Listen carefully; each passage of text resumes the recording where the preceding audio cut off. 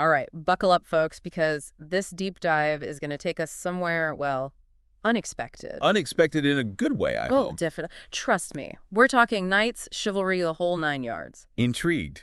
I know, it's not our usual terrain, but we're diving into a fascinating book from 1878, Morals and Dogma of the Ancient and Accepted Scottish Rite of Freemasonry. By Albert Pike. Gotta give credit where credit's due, right? It's a deep dive into Masonic principles, but don't worry, you don't need a secret handshake to follow along. Right, this isn't about joining a secret society, it's about exploring the ideas within and how they might resonate with us even today. Exactly. And one chapter in this book, well, it really grabbed our attention. It's all about the enduring ideals of knighthood. A timeless topic, really. What does it mean to be a knight in a world that doesn't really have those anymore? Right. You think knights, you think shining armor, quests, maybe rescuing a damsel in distress. But Pike, he goes deeper than that. He talks about the inner qualities of a true knight. And, some of it's not what you'd expect. Oh, tell me more about that. What kind of unexpected qualities are we talking about? Well, he starts with humility, patience, Hmm. self-denial.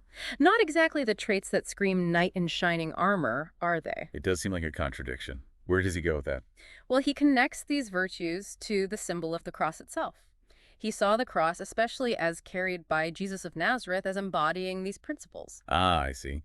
Jesus, despite being divine, chose a life of service and sacrifice.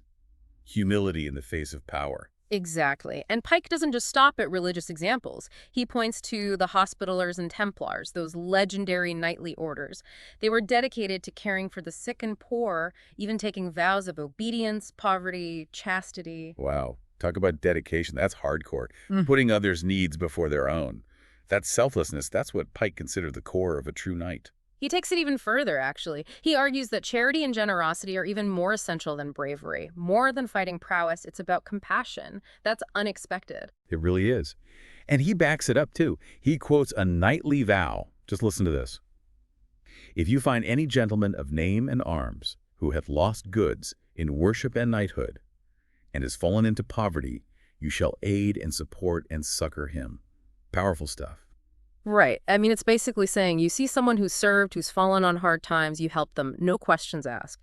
That generosity of spirit, that's what Pike's talking about. It's easy to romanticize knights and chivalry, right? Like something out of a storybook. But Pike seemed to be arguing that these qualities were important even in his own time, a time of factories and empires, not exactly shining armor material. Did he really think these ideals could hold up in a world that was changing so rapidly? It's a great question, and it gets right to the heart of Pike's argument. He acknowledges that the world had changed drastically since the Middle Ages. He even saw some of those changes as a threat to these very ideals we're discussing.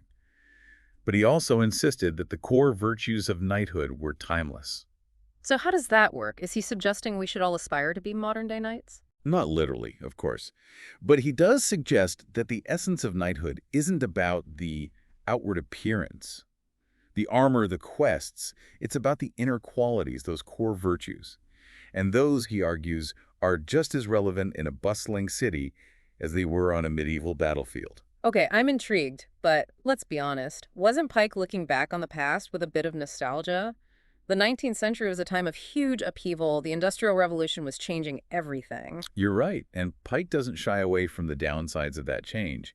He actually sounds some pretty stark warnings about what he saw happening around him. There's that passage where he contrasts a bustling factory with a tranquil monastery, and it feels like a gut punch. You can almost hear the clang of the machines versus the quiet chanting of the monks. What's he getting at there? That passage always gets me too. It's like he's pointing to this fundamental shift in the way we live and work. He saw the rise of industry as leading to the worship of wealth, a decline in genuine connection, a real erosion of trust. It's interesting because those issues still resonate today, perhaps even more so. We're constantly bombarded with messages about success, about getting ahead. And technology, while amazing, can sometimes feel like it's making us more disconnected from each other. That's exactly the tension Pike was wrestling with. He saw the incredible progress being made, but also the potential for that progress to come at a cost. He worried that in our pursuit of material gain, we might lose sight of those deeper values, the ones that truly make us human. So where do we go from here? If Pike was right, and these ancient ideals are still relevant, how do we actually live them out? No one's strapping on armor anytime soon, but how do we face our own modern-day dragons with virtues like humility and patience? You've hit on the heart of it. Pike would say it's about recognizing that the journey of a knight doesn't require a suit of armor. It requires a commitment to embodying those core virtues: humility, patience, self-denial, charity, generosity, virtue, truth, honor, and living those out in our daily actions. Okay, no jousting in the workroom then. But seriously, how do we translate something as grand as knighthood into a world obsessed with likes and the latest gadget? It feels like we're constantly being pulled in a million directions. It's a valid concern. It's easy to feel lost in the noise, but Pike would argue that it's about focusing on the small, everyday choices we make. It's less about grand gestures and more about quiet, consistent action. Can you give me an example? What does that look like in practice? Take patience, for example. We're living in the age of instant gratification, right? Everything's available at our fingertips. But what if, instead of reaching for our phones every time we have a spare moment, we practiced a little patience? Really listen to someone without interrupting. Thought twice before reacting to a stressful email.